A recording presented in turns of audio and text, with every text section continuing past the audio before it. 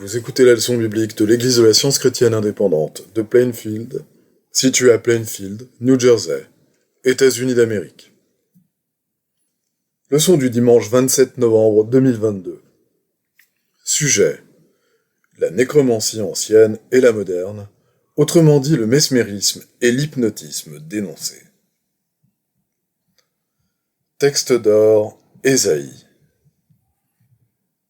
Malheur à ceux qui cachent leurs desseins pour les dérober à l'Éternel, qui font leurs œuvres dans les ténèbres et qui disent « Qui nous voit et qui nous connaît ?» Lecture alternée, Ésaïe. Va maintenant, écris ces choses devant eux sur une table, et grave-les dans un livre afin qu'elles subsistent dans les temps à venir, éternellement et à perpétuité. Car c'est un peuple rebelle, ce sont des enfants menteurs, des enfants qui ne veulent point écouter la loi de l'Éternel. Qui disent aux voyants, ne voyez pas, et aux prophètes, ne nous prophétisez pas des vérités. Dites-nous des choses flatteuses, prophétisez des chimères. Détournez-vous du chemin, écartez-vous du sentier, éloignez de notre présence le Saint d'Israël. C'est pourquoi, ainsi parle le Saint d'Israël. Puisque vous rejetez cette parole, que vous vous confiez dans la violence et dans les détours, et que vous les prenez pour appui, ce crime sera pour vous comme une partie crevassée qui menace ruine et fait saillie dans un mur élevé, dont l'écroulement arrive tout à coup en un instant. Car ainsi a parlé le Seigneur, l'Éternel, le Saint d'Israël. C'est dans la tranquillité et le repos que sera votre salut. C'est dans le calme et la confiance que sera votre force. La Bible. Il n'y a ni sagesse, ni intelligence, ni conseil en face de l'Éternel. Aussi est-il écrit, « Je détruirai la sagesse des sages, et j'anéantirai l'intelligence des intelligents. » Parole de Néhémie, fils de Hakalia. Au mois de Nisan, la 20e année du roi Artaxerxès, comme le vin était devant lui, je pris le vin, et je l'offris au roi. Jamais je n'avais paru triste en sa présence.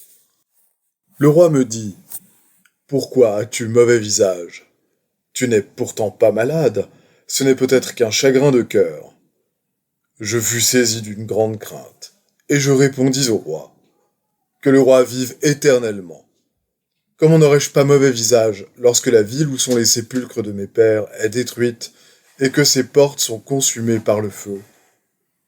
Et le roi me dit, « Que demandes-tu » Je priai le Dieu des cieux, et je répondis au roi, « Si le roi le trouve bon, et si ton serviteur lui est agréable, envoie-moi en Juda, vers la ville des sépulcres de mes pères, pour que je la rebâtisse. » Le roi, auprès duquel la reine était assise, me dit alors, « Combien ton voyage durera-t-il, et quand seras-tu de retour ?»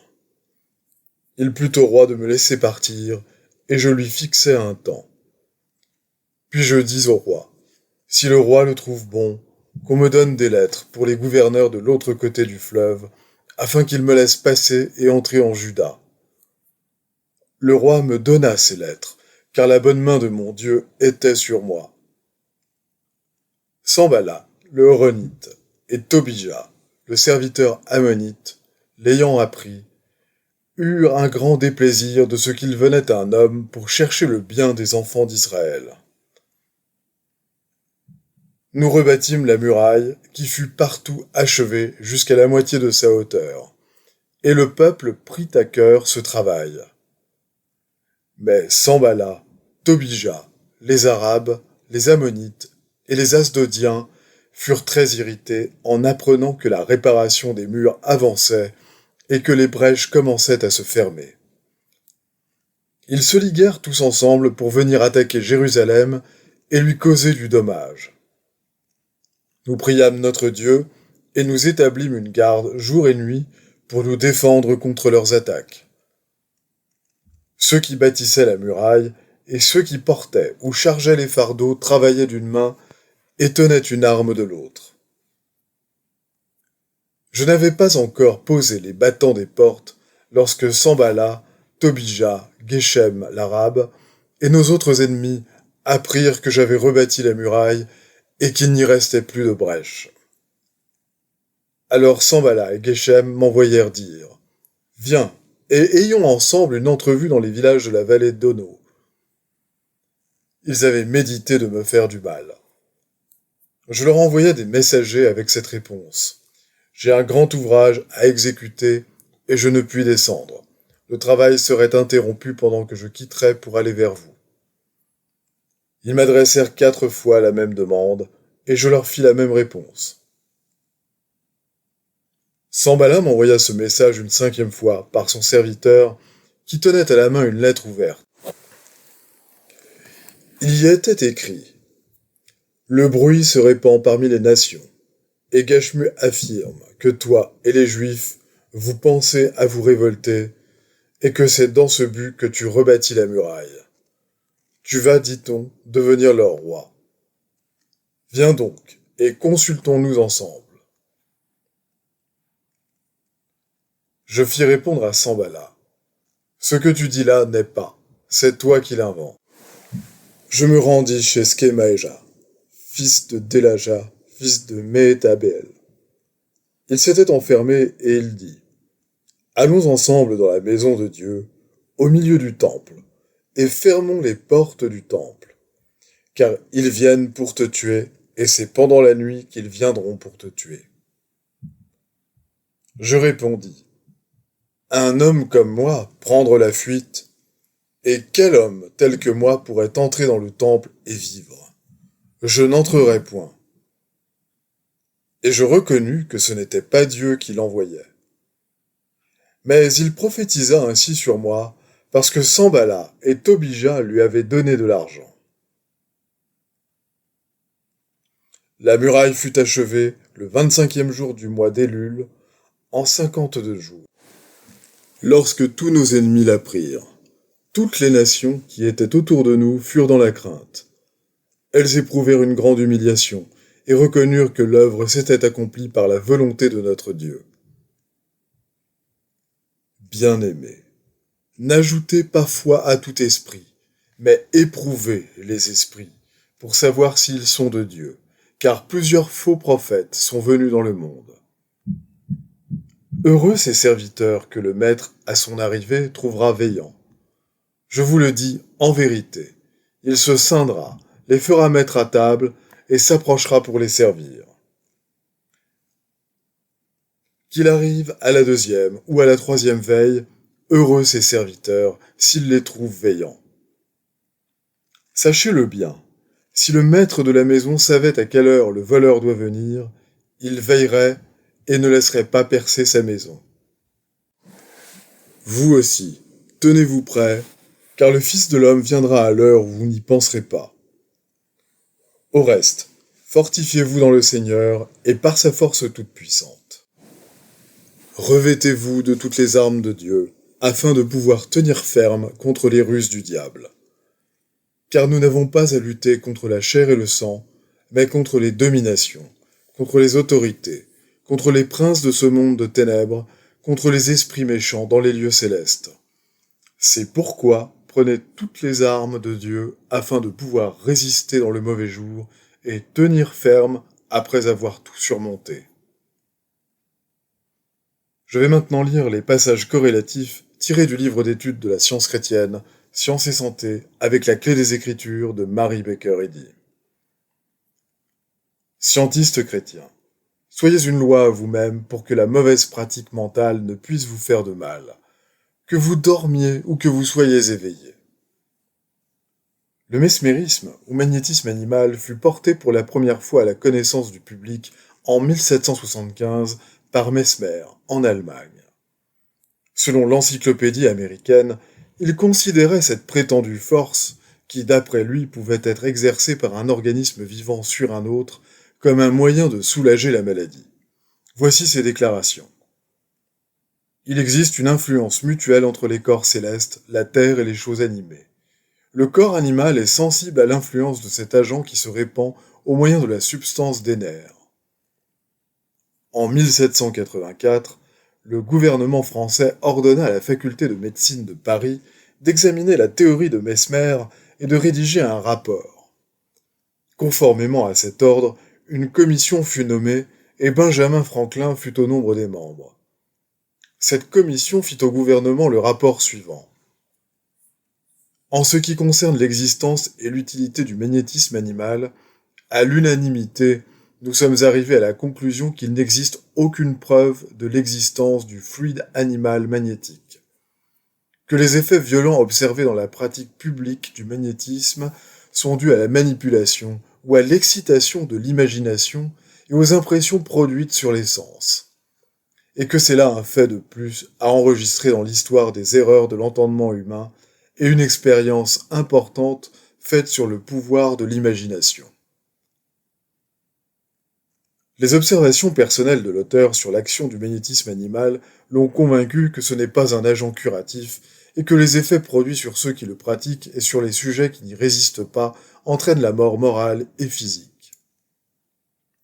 Le magnétisme animal n'a pas de base scientifique car Dieu gouverne tout ce qui est réel, harmonieux et éternel, et son pouvoir n'est ni animal ni humain.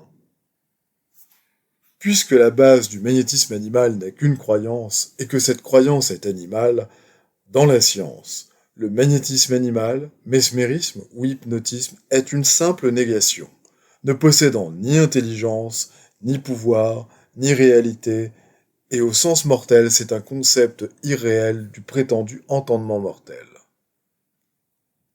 Ainsi qu'on l'appelle en science chrétienne, le magnétisme animal ou hypnotisme est le terme spécifique désignant l'erreur ou entendement mortel. C'est la fausse croyance que l'entendement est dans la matière et qu'il est à la fois mauvais et bon, que le mal est aussi réel que le bien et plus puissant. Cette croyance n'a pas une seule qualité de la vérité. Elle est ou ignorante ou maligne. La forme maligne de l'hypnotisme aboutit à l'idiotie morale. Les vérités de l'entendement immortel soutiennent l'homme et elles annihilent les fables de l'entendement mortel, dont les prétentions, criardes et vaines, semblables aux sottes phalènes, se brûlent les ailes et tombent en poussière. Tout scientiste chrétien, tout professeur consciencieux de la science de la guérison-entendement sait que la volonté humaine n'est pas la science chrétienne, et il doit reconnaître ce fait afin de se défendre contre l'influence de la volonté humaine. C'est en résistant au mal que vous en triomphez et que vous en prouvez le néant. Ce ne sont pas les platitudes humaines, mais les béatitudes divines qui reflètent la lumière et la puissance spirituelle qui guérissent les malades. L'exercice de la volonté produit un état hypnotique préjudiciable à la santé et à l'intégrité de la pensée. Il faut donc être vigilant et se garder de ce danger. Couvrir l'iniquité, c'est entraver la prospérité et le triomphe ultime de toute cause. Ignorer l'erreur qui doit être déracinée vous expose souvent à en subir les méfaits. La loi céleste est violée lorsqu'on empiète sur le droit individuel qu'a l'homme de se gouverner lui-même. En science chrétienne, nous n'avons pas l'autorité ni le droit moral d'essayer d'influencer les pensées des autres, si ce n'est pour leur faire du bien. Dans la pratique mentale, vous devez vous souvenir que des opinions humaines erronées, des motifs égoïstes et contradictoires, et d'ignorantes tentatives de faire le bien, peuvent vous rendre incapable de connaître les besoins de vos semblables ou d'en juger correctement. Voici donc la règle. Guérir les malades lorsqu'ils vous demandent de leur venir en aide et sauver les victimes des assassins mentaux. L'ignorance, la ruse ou la fausse charité ne cachent pas l'erreur pour toujours. Avec le temps, le mal se trahira et se punira lui-même. L'action réparatrice de l'organisme, lorsqu'elle est mentalement soutenue par la vérité, se poursuit naturellement. Les aspects moins agressifs du magnétisme animal sont en train de disparaître et ses caractéristiques plus agressives prennent la première place. Les métiers du crime, cachés dans les recoins obscurs de la pensée mortelle, ourdissent à toute heure des trames plus compliquées et plus subtiles. Les méthodes actuelles du magnétisme animal sont si secrètes qu'elles font tomber ce siècle dans le piège de l'indolence et produisent, concernant ce sujet, l'apathie même que souhaite le criminel. Voici un extrait du Boston Herald. Le mesmérisme est un problème qui ne se prête pas facilement à l'explication et au développement. Il implique l'exercice d'une autorité despotique, et celui qui le pratique est très vraisemblablement porté à en faire un mauvais plutôt qu'un bon usage pour l'individu ou pour la société. Il faut que le genre humain apprenne que le mal n'est pas pouvoir. Son prétendu despotisme n'est qu'une phase du néant. La science chrétienne dépouille le royaume du mal et favorise au plus haut point l'affection et la vertu dans les familles et par conséquent dans la société. Le prophète d'aujourd'hui discerne à l'horizon mental les signes de ces temps, la réapparition du christianisme qui guérit les malades et détruit l'erreur, et il ne lui sera accordé aucun autre signe. Au-delà des fragiles prémices des croyances humaines, au-dessus de l'étreinte relâchée des credos, la démonstration de la guérison chrétienne par l'entendement demeure une science révélée et pratique. Elle est impérieuse à travers tous les âges en tant que révélation, par le Christ, de la vérité, de la vie et de l'amour, révélation qui demeure intacte et que chacun peut comprendre et mettre en pratique. Les courants calmes et forts de la vraie spiritualité, dont les manifestations sont la santé, la pureté et l'immolation du moi, doivent approfondir l'expérience humaine, jusqu'à ce que l'on voie que les croyances de l'existence matérielle ne sont qu'une simple tromperie et que le péché, la maladie et la mort cèdent la place pour toujours à la démonstration scientifique de l'Esprit divin et à l'homme de Dieu, spirituel et parfait. Les devoirs quotidiens de Mary Baker Eddy. Prière quotidienne. Il sera du devoir de tout membre de cette Église de prier chaque jour. Que ton règne vienne, que le règne de la vérité, de la vie et de l'amour divin soit établi en moi et élimine de moi tout péché. Et puisse ta parole enrichir les affections de toute l'humanité et la gouverner. Règle pour les mobiles et les actes. Ni l'animosité, ni un attachement purement personnel ne doivent déterminer les mobiles ou les actes des membres de l'Église mère. Dans la science, l'amour divin seul gouverne l'homme, et un scientiste chrétien reflète les douces aménités de l'amour en réprouvant le péché et en manifestant un véritable esprit de fraternité, de charité et de pardon. Les membres de cette Église doivent journellement veiller et prier pour être délivrés de tout mal, pour ne pas prophétiser, juger, condamner, conseiller, influencer ou être influencés d'une manière erronée. Vigilance face au devoir. Il sera du devoir de chaque membre de cette Église de se défendre journellement contre la suggestion mentale agressive et de ne pas se laisser entraîner à oublier ou à négliger son devoir envers Dieu, envers son leader et envers l'humanité. Par ses œuvres, il sera jugé et justifié ou condamné.